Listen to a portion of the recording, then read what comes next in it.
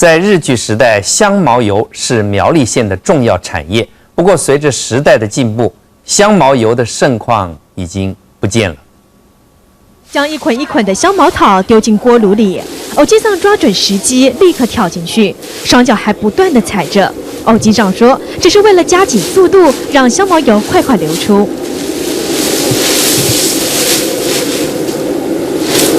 味道浓郁的香茅油，早年曾是客家人的明星产业。清早人家就自己种，种过后呢，不然发到经济有加出，刚开始一般人来控制来香茅。 不然，人家台湾人都冇被控制方式就来就参就大家费用。不过，随着时代的进步，香茅油的产业逐渐没落。为了提振市场，农民在10年前开始大量培育。香茅油都后都落寞起嚟，看冇人做，冇人做啊，都相當都一下時代就恢復嘅古時代嚟做啊。 防蚊去臭，除了是香茅油的功用外，香茅草还可以做成枕头。据说，对于长期失眠或者是中风的病人来说，入眠的效果还不错。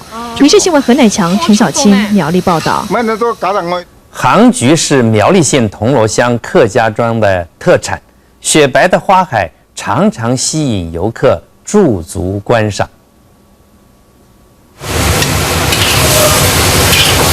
有没有看错？厨师怎么把杭菊放入菜里一起炒了呢？竹把嗬，係人家銅鑼地方嘅名產，係人家就客家地方嘅名產啦。哦，今日也係菜度方啊，嗬，就有特別一種嘅風味啦。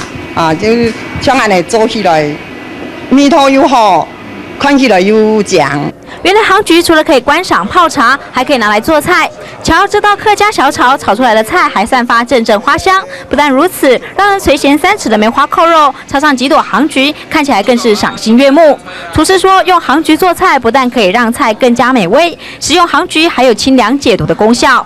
触发的功能，加个清凉解毒，以及清香木等等啦，还冇咁样加个功能哈。 苗栗县铜锣乡的杭菊现在正值开花期，乡公所特别规划杭菊文化节活动，趁着周休2日，游客不妨来这里赏菊，品尝独特的杭菊客家料理。民视新闻邱俊超苗栗报道。雷公队总教练徐生明是美浓客家人，他在棒球领域里赢得多项大奖，还拿下440场的胜利战绩。 是少棒时期的徐生明，这是担任总教练的徐生明。30多年来，赢得球赛的心情始终如一。目前在总教练生涯中拿下440胜的战绩，执着的个性是他成功的原因。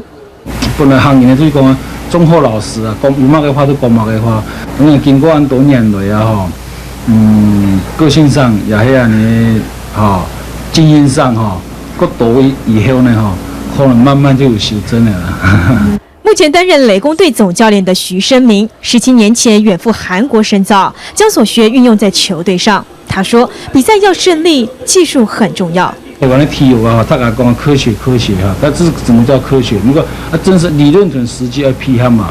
当然能讲的都讲技术方面过太。每当球季结束后，徐生明的身份立刻转换成老师，到学校指导学生，发掘新人，为球界注入新血。